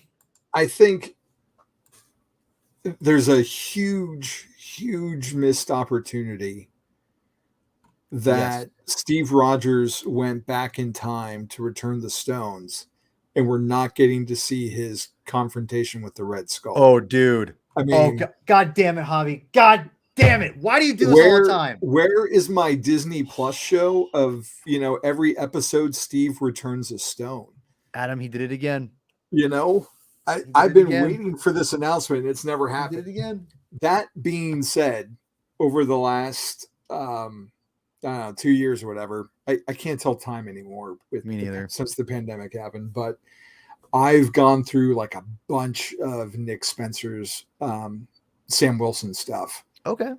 And Adam, starting with like not No, Javi, you did it again, sir. You did it again.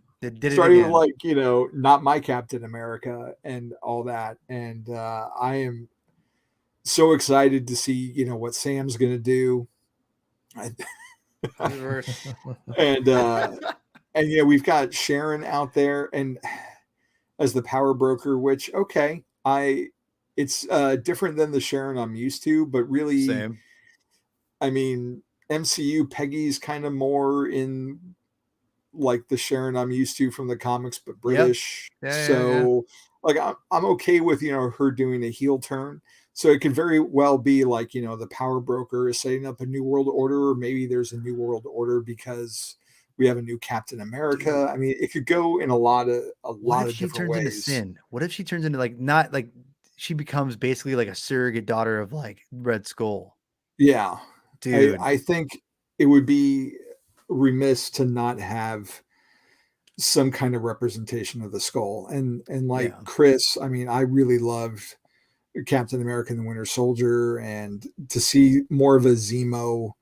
That was one of my big disappointments with Civil War at the time, was that Zemo wasn't really the Zemo in his costume? I was familiar with. And so I was happy to get even just a little bit of that in the show. And so actually I have a recommendation. Oh, please. It's going to probably not step on yours because I'm going to assume you do some of the Sam stuff, but I just got this bad boy. Oh, but get it closer for me, please. Get closer to the camera, please. Get closer. Yeah. Okay. All right. So that is Captain America. Is that from the Marvel 149 through 192? Oh, is that Jack Kirby, or is that No, this is before. I wound up reading this like digitally, a couple of the arcs. It's Steve Englehart and Sal Buscema. So this is back when the book was Captain America and the Falcon. My boy Darth Chaco. That a boy Darth. And there's great stuff about the Captain America from the 50s. And this has the original Secret Empire and the Nomad Englehart, stuff. right? I think Englehart. Yeah. So if you want to get like a good, Steve and Sam partnership, like, oh my God, these stories are so good. They're still relevant today, topically wise, and Buscema's art. Like, God, Bruce Sam was I the best. recognize his genius so much more now as an adult than I did when I was a kid. And Word. his Captain America stuff is amazing. And when I was a kid, there's this old Power Records that was like the Phoenix capturing the Captain America, and Sam had Yeah. to come and save him. And that's one of my favorite stories. So, I mean, if they can take, any of that, I mean, if you haven't read any of this stuff of Cap and the Falcon, you should really just dive right in with the Englehart run, and then go pick up like Spencer's stuff with Sam as Cap. And those are just fantastic reads. Spencer's really good. So Javi, I'll let you go because I know you gotta get out of here, man. Just if you stay if you want, but if you need to leave, just head out now, my friend. Just do it. Just do it. All right. Well, thanks for. I want to hear your recommendation though before I bounce. It's lazy. This is my lazy. That's why I call it the lazy edition, because I'm just doing the obvious stuff, which is just go read. I think Rick Reminder's first introduction of Captain America as Sam, or Sam as Captain America. I do love it. I think this is really good comic books, and I think it's it gets overlooked a lot. I didn't like Nick Spencer's Falcon Cap when I read it. But you're turning me to maybe try it again, honestly, Javi. But because the Javiverse is strong, so I'm believing it. But I do think that I've already covered this in previous episodes. Go read this series. This is a fantastic series. I love it. So yeah, this is a great introduction to the character. Go check it out. But Javi, you're obviously on Batman Book Club. You're on Batman on Film. Just really quick, tell people where they can follow you and get the hell out of here. I've got reviews up at batmanonfilm.com. God, and I'm all over the place. I just did a Batman Book Club with Ryan Lauer. We talked to Death in the Family. Fantastic episode, by the way. Loved it. Thank you. I've got a review for a James Bond comic for Himeros #4 coming out soon at the James Bond dossier. Once David gets back from hanging out on the beach on holiday. And ASM Classics, another episode should be dropping any day now once I figure out how to edit the intro into it and we get it posted. So I'm around, man. I'm all awesome. over the place. Dude, check out Javi. He's the best out there, man. Like, he's awesome. Support him. Javi, get some sleep. Thank you so much for coming on. Thanks for staying on longer than you needed to. I'm really sorry about that. Thank you very much, man, for taking the time. It's always great to have you. It's always great to be here, guys. Thanks again. I appreciate it. Bye, Javi. We love you. Bye. Javi's the man. I don't know if he heard that or not, but Javi's amazing. And just like Adam said, Javiverse, because dude, that guy will throw things out there where I'm like, where the hell did you got that come from? It's amazing. Again, Javiverse, right, Adam? But he did it again. So moving on here, Chris, we have talked about this a lot. We are going to talk about Thunderbolts. What's your take on the Thunderbolts announcement? It's a long time coming, but honestly, too, like, this should have happened a lot sooner, Yeah.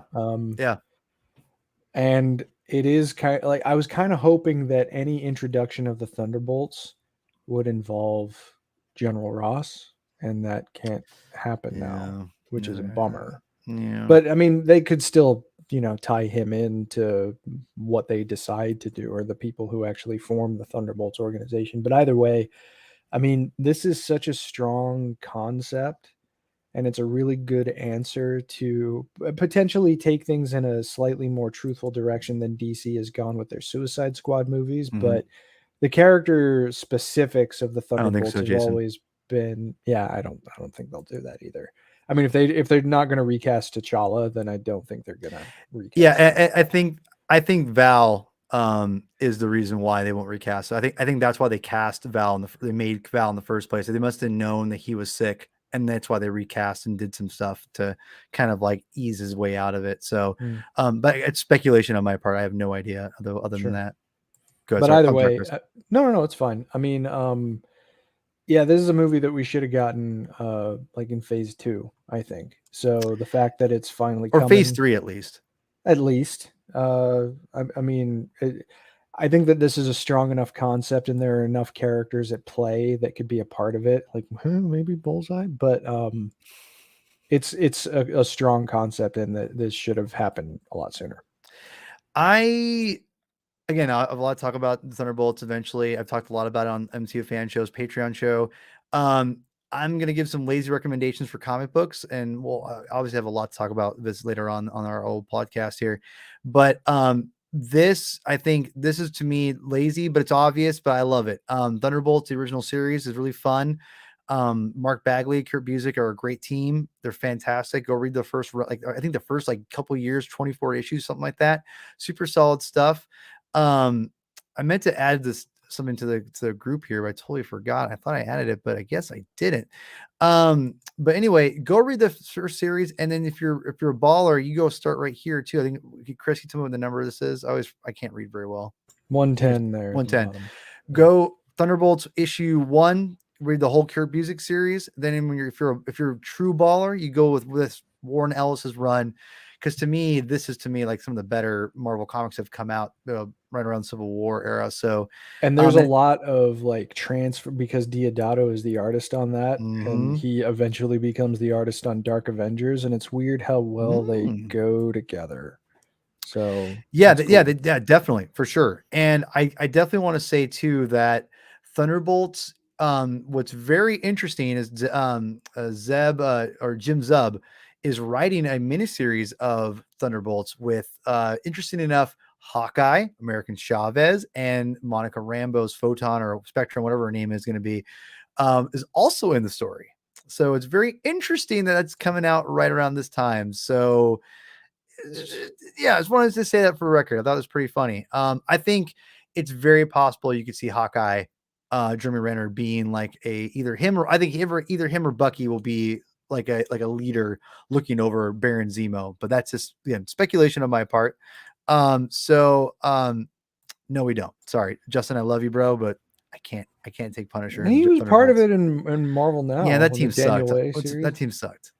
The Red Skull was kind of cool though on his chest. Remember that? Yeah, it's fine. Yeah. Cool. Anyway, Fantastic Four. What about that, huh? This seems obvious, but I think it's very interesting that it's coming up before Secret Wars. What's your thoughts on Fantastic Four, if any? Again, should have happened a lot sooner. I mean, I know that there were some constraints on it, but they're the first family of the Marvel Universe for a very specific reason, and the fact that they're finally getting incorporated. Since the quote unquote original Avengers, at least original for the MCU, are kind of off the board now, it makes sense that they would bring in another definitive team to potentially pick up the slack there. I mean, with the void created by the loss of Tony Stark and Steve Rogers in particular, having the FF come into play and potentially at some point the mutant side of the universe come into play too.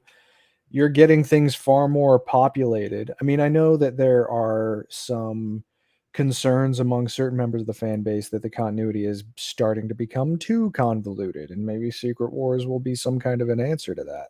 But I think so. I don't know. Maybe. I think there's a lot of. I think as comic book fans, you and I generally agree that continuity is a strength, not a weakness. Yep. So absolutely. If they can continue that trend in the movies, then the Fantastic Four is the perfect team to push that forward. And when you open the Fantastic Four, you open the door to Victor Von Doom, you open it to Galactus, you potentially open it up to Franklin and Valeria Richards too at some point down the line, maybe, but that could be far in the future. But either way, it's an entirely untapped segment of the Marvel Comics universe that has never really been properly adapted before.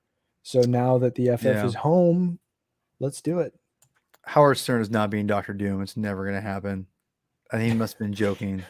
There's no way. There's no way in hell that happens. He's a little too like, okay, Reed. I'm good. I can't see it. I'll have a lot. I've said a lot about Fantastic Four. I have a lot to say more about Fantastic Four, but for recommended reading, obviously Stan Lee, Jack Kirby, that goes without saying. But John Byrne, go read John Byrne, issue 232. Start there, go for it. It to me is on par with Stan Lee and Jack Kirby. I think it's modern day stuff.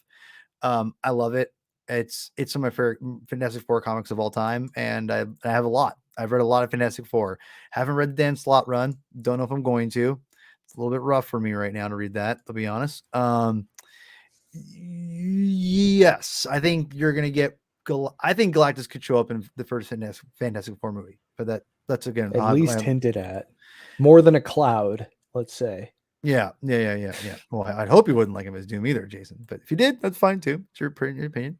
But yeah, 232, Fantastic Four. John Byrne run. Go read it. It's amazing. And again, if you go through the whole thing, you get some good She-Hulk stuff too. That's where it basically falls in love with She-Hulk, and he does her own series eventually later on. And it's some of the best She-Hulk in my opinion is in that Fantastic Four series. So if you're stoked on She-Hulk series, go read Fantastic Four. Start there though. It's great. You'll get a great education of great Marvel stuff in that. Great education of Marvel, in my opinion, on that. So go check that out. We're at the end here. Finally, Chris. We have now. Wait. Before, hold on. Just want to say too, if you haven't read it, 4 issues. Grant Morrison and Jay Lee, Fantastic Four. Anyway, 1, 2, going 3, on. 4. Really? I'm just really kidding. Just kidding. Grant Morrison's FF, great. Can't miss Jonathan Hickman either. I didn't even know Grant Morrison did Fantastic Four, to be honest. It was a 4-issue mini. That's it. I'll check it out. Jay Lee too? Yeah. Interesting. Yeah. Hickman, we'll save that for a different time. So Avengers King Dynasty, as I like to say on Twitter, King's Dynasty. Okay. But I had no idea that it was based off of this comic book, which I'll be also recommending to go start reading, which is Avengers, the Kurt Busiek run after they came back from the Heroes Reborn. It's Heroes Return, and this is Avengers 44. And it says, I had no idea that this is a huge run of the story. And I think it's really cool that they took from it. I'm going to start reading it myself. I have a big blind spot for Kurt Busiek's Avengers run. I don't know why I haven't read it yet, but I've read bits and pieces, have not read this. I'm going to read it. We're going to eventually analyze this in the future when it gets closer for Comic Binge. If we're all still doing the channel by then, which I'm sure I will, because I have no life.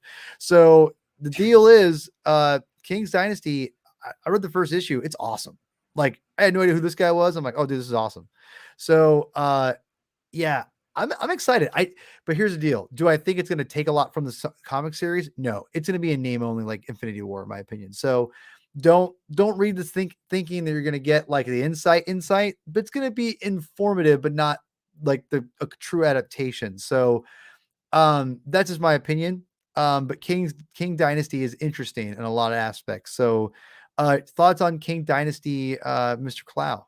All positive. I mean, I'm honestly shocked. Like, I'm sure we'll touch on the other thing that they revealed regarding the Avengers, and there's things that are close together on there. But soon. I mean, the concept of using an Avengers movie is sort of I think so, a grand conclusion to certain parts of the ongoing story, I think is the right approach. Thank you. And there's a lot of question marks in my head about what's actually going to constitute the roster of the Avengers post Endgame. So I know they're going to spend the whole phase building that up, but having a threat that's worthy of having a threat that creates the day that Earth's mightiest heroes need to come together again is key to that concept. So what brings the Avengers together again, and who are the Avengers at this point in time? These are all really fascinating questions. And if you're going to use Kurt Busiek's Avengers run as sort of a baseline of at least inspiration to illustrate what that kind of a threat looks like, all good things as far as I'm concerned. Let's just say this. I think I'm not going to say it to be 1 for 1, but I think you're going to see a lot of interesting parallels between Infinity War and King Dynasty in the fact that it's going to be full on the new Avengers team versus Kang. And then we get the fallout of it, which we'll get that in a second. But yeah, a couple comments here. We're going to throw it here. We've got, I don't think he's going to be the big bad. I think he's introduced, obviously. I think he's going to be a part of something. I don't think he's a big bad, like in the Secret Wars 3. I'm going to save a lot of the stuff for MCU fan show, but I don't think that's the case. I think they've kind of hinted at what they're going to be doing already, in my opinion, which again, you got to keep in mind, the MCU does this a lot. They just take things and they put it together. They take one aspect, another aspect, mush it together, refine it. Back in the the early 2000s when they tried to do that same thing where they took different storylines and mush it together, there was no care, there was no TLC, there was no really focus on trying to organize it and make it work. They just mush it together and thinking people would just eat it up and just that's good enough. MCU has shown us that when they combine things, there's a lot of TLC to make it work and have it be cohesive. So that's all I'm going to say at this point about Secret Wars as we introduce that as the next thing here, Chris. What was your take on Secret Wars announcement?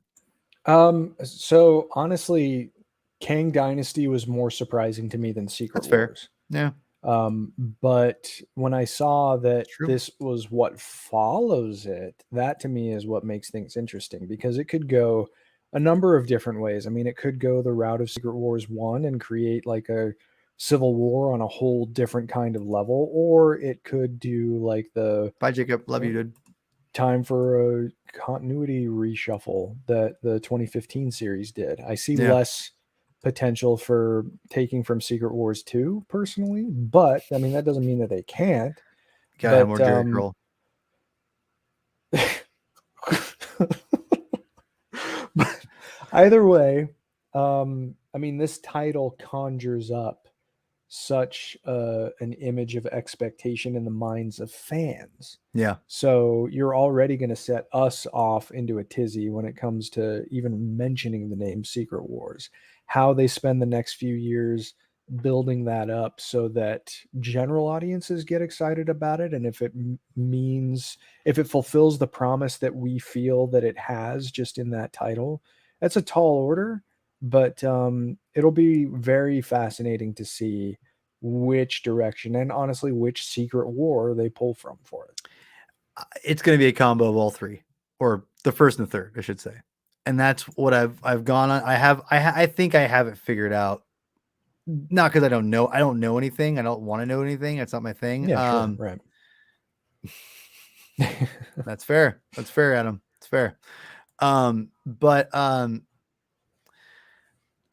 yeah, I mean, listen, I need to reread Secret Wars 3. I wasn't the biggest fan of it when it came out, and I started a binge of it, and it started with my recommendation actually, which is going to be Hickman's New Avengers. Now, someone DM'd me asking about Hickman's Avengers, and if you're Ryan, if you're watching, I meant to write you back. I apologize, but if you're not watching, I will write you back here tonight at some point.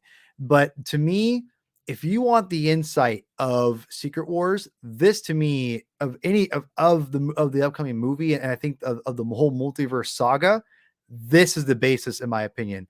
To me, this is where the Secret Wars will start in some basis of the MCU, and it will be its baseline, like what Chris was saying, I think will be on this comic book series. I reread this recently, and now I'm not the biggest Hickman fan. I like Hickman. I think he can be good. I think he gets long-winded. I think he gets overcomplicated. He gets pretentious at times, and those aren't always bad things necessarily, but he goes overboard in my opinion sometimes.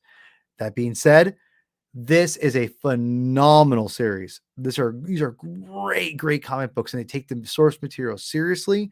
I think they're really well done. Some of the art is inconsistent at times, but the writing's really well done. It's not, he had another Avengers comic coming out at the same time. It had too many characters. This was a perfect thing because it was only like the same 5-6 characters. But he built up Secret Wars 3 through the series specifically. And I know in the other Avengers comic too, but to me, this was the more important one, in my opinion. I think this is where I think you got to read New Avengers by Jonathan Hickman and Steve Epstein. Start there, read all the way through, and then cross over to Avengers when it does, because it gets complicated at times. That being said, you'll be ready for Secret Wars 3 by this point, and I highly recommend reading this. I think this, to me, the incursions that it talks about and it's talked about in Multiverse of Madness, all that comes from Secret Wars, or from this New Avengers comic series. So I can't recommend the series enough. It's super good. You will definitely, and we'll be breaking this mother down at some point. This is definitely, in my opinion, required reading right now. This is the be all. if you had to read anything right now, this is my recommendation. Of all the comics I said, if you had to skip all of them, this is the one not to skip. You have to read this. It's got great character development. It's got great Namor stuff, Black Panther, Mr. Fantastic. So many different characters that you haven't probably gotten to know yet are in this series. And also with Doom, also with the incursions, all of that we're going to get. I think Kang, all that's in this series, in my opinion. Kang's not really in this, but his presence is somewhat felt. But I think the blueprint of the multiverse saga, which in my opinion is all over the Secret Wars series. So yes, if you want multiverse saga, you're going to want to read New Avengers by Jonathan Hickman, starting with the artist of Steve Epstein, and you're never going to look back. So go check it out. Chris, some final thoughts on this series and overall. Good stuff that illustrates how Steve Rogers is also a good guy. Oh yeah, those first few issues, maybe a little too good according to the bastards in the Illuminati, but yeah. But no, I mean, I'm far more forgiving of the quote unquote main Avengers book that Hickman wrote than Paul is. I mean, that's where you got Steve Rogers stuff. So I was naturally going to check into it. New Avengers is probably the better book. I don't want to take away from that, but Yeah. I do think that Hickman's era of the Avengers leading up to Secret Wars was it was a good way to get the best of both worlds, where you had the more self-contained team that focused on the Illuminati and New Avengers, but then you had the balls to the wall, crazy roster and shenanigans of the main Avengers book. It was a good time to be reading the Avengers. Marvel now sometimes kind of gets lost in the shuffle, but the Avengers books were a great thing to check in on. Jason Aaron's Thor was solid. That was when Rick Remender jumped on Captain America with Escape from Dimension Z, which is also an overlooked story with awesome art by John Romita Jr. 1000% agree. Yeah. And then you had all of the stuff that happened in the Avengers that little did we know would lead to this huge Marvel culmination in Secret Wars 3. So this is a really fascinating era in general. And the Avengers books leading up to Secret Wars, yeah, I mean, I echo Paul's sentiments, like totally required reading. Infinity was a little less interesting. That happened in between the beginning of this stuff and I can see Secret that. Wars, but it was still cool. Like Hickman's take on Thanos, I thought was pretty strong overall. But generally speaking, Thane was great too. Thane was a great yeah, character, and I liked. Thane was really cool. Well, but and all the Black Order too. I mean, he helped create. He created them. Yeah, yeah. I mean, yeah, the famous Black Order from Marvel Ultimate Alliance 3, the Black Order. Yeah, you need to play that. You don't have a Switch, son of a. I'll bring mine. Oh no. You know, so you can play Spider-Man. You can play Spider-Man. I'm good. I'm good. Well, in that case, you know, thank you everyone who's watched. Thank you all for the new subscribers. Thank you anyone who's liked the video, commented. If you did comment, anyone who's been in the live chat, it's been really, really fun today. Yeah, I would be great, Jason. I would love that. Not Justin, appreciate it, bro. You know, and I think Thane is going to show up. I don't think you can. There's too much rich storytelling there because he's not Thanos, but he's not a good guy necessarily either. So he's a good character. So yeah, I just think there's a lot. People talk about Phase 4, right? And it's weak at this, and I just don't agree. I mean, I think Phase 4 is stronger than Phase 2 in my opinion, and I think that I mean, I just rewatched Multiverse of Madness, Chris, for the second time since we watched it together in the theater. And you know how much I loved it. I loved it even more, man. I freaking love that movie. I think Multiverse of Madness is incredible. It might be my top 10 MCU films. I love it. Okay. It's so good. It just feels fresh. But anyway, but it also feels like you're ushering in a new era of Marvel, if you will, in the MCU. So I'm excited. I think Kang is going to be a really interesting idea. Bringing the multiverse in the second time is not a bad idea. There's reasons for that, which I'll talk about probably in the MCU fan show. I've talked a bit about it, but I'll break it down probably more. But yeah, I think this is strong. I think it's great. I can't wait. Lots of great comics to read. People go read them. Again, go read New Avengers by Jonathan Hickman. It's super good. It's super good. So yeah. Next week we've got a fun episode. We're gonna be doing, as far as I know, Adam is gonna be yeah, he's not done yet. Adam from AVP Galaxy is gonna be showing up, and he's gonna give us his top comic books to read for after watching the new Prey movie, the new Predator movie that comes out on Friday. He's going to give us a bunch of new recommendations. We're going to break it down with him. We'll obviously reveal a little mini review of the film too, but mostly recommendations from him about comic books because that's what the show's about. It's his channel's about. So, Chris, I'm excited about that. I'm excited about watching Prey. I'm a big Predator and Alien fan, so I'm all about this. So, excited to get Adam back on the show. Adam was on we were reviewing the Aliens comic books from a couple years or last year or whatever it was. Great guy. I can't wait to get him back on the show. I miss him. So yeah, he confirmed it looks like it's going to happen. So I'm super excited. Are you excited for Prey? Yeah, I'm really looking forward to it. Actually, I'm not as big of a Predator fan as you are, but I enjoy everything that I see, and it's a little more than that. Generally speaking, that's fair. But no, I think that it's a really cool concept for a movie, and it seems like it's going to feel maybe more threatening in certain, like Predator movies in general are pretty threatening. Like I felt threatened in Predator 2, but for sure. It's violent, man. And I like Predators quite a bit. I love Predators. Yeah, Predators is awesome. I haven't seen Shane Black's movie. It's bad. Oh, okay. It's bad. Well, there you go. It's straight up bad. Like and this is from a Predator fan. I avoided it. I wanted to see it in the theater, but just I've heard I tried to see it, but it's something I kept hearing it was so bad, and I finally watched it on 4K because I got the box set. And you know me, I don't like missing out on those things, and I didn't see it, and I'm glad I missed it. Ouch. I hate saying it. And I'll be honest, I don't love every of the new Alien movies. I like them, but they make the Alien look like Godfather. Those movies. Oh wow, okay. And I like Prometheus, and I like Alien. They're not terrible. There's pros and cons to them, but yeah. See, Alien is between the two. Alien is what I'm way more familiar with than Predator. Like comics wise, the only real Predator comics I read was Dave Gibbons and Andy Kubert Batman versus Predator, which is awesome. Yeah, it's amazing. Really good. We're gonna bring that up to Adam. I'm curious what his thoughts are. I haven't asked him about that yet, so we'll see. Hopefully if he somehow has to back out, which again he's a busy guy. If he can't come in next week, then we'll get him on eventually, and again because he's awesome. So we'll break down. We'll have him come on do the Batman versus Predator at some point. Maybe Michael Bailey too. Michael Bailey did it for the Overlooked Dark Knight with Andy. Cool. So yeah. Anyway, Chris, where can people find you at, my friend? On Twitter, right there at Chris Clow, and Discovery Debrief of Star Trek podcast. We are working through to finish out Strange New World Season 1.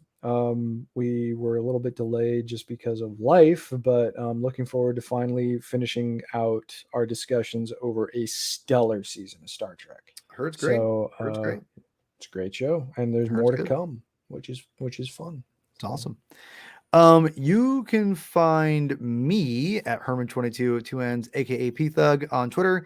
Follow the Comic Binge on obviously Instagram, Twitter, but most important of all, subscribe, like, comment, because people I guess don't see the show in other feeds unless people do that. So I would be really eternally grateful for that. If you're not, that's cool too. Love you anyway. And yeah, I love the shows. This channel is so much fun to do. I love it. It's really a passion project, and I love doing it with one of my best friends like Chris, and bringing so many great people like Javi and Adam and Nico and Nick and freaking the list just goes on. Endless people. Got so many more great people that haven't been on the show in a while. I'm gonna get on again soon. So got a couple of weeks. We have a really special show. I'm really excited about, which I will announce. And Orion, if you're listening, I'm excited, bro. I'm excited. So, Chris, why don't you take us out, my friend? Oh, and one last thing. We do have an upcoming binge for Infinite Crisis that's going to be coming back up, and it's Infinite Crisis number 1 through 4. So be sure to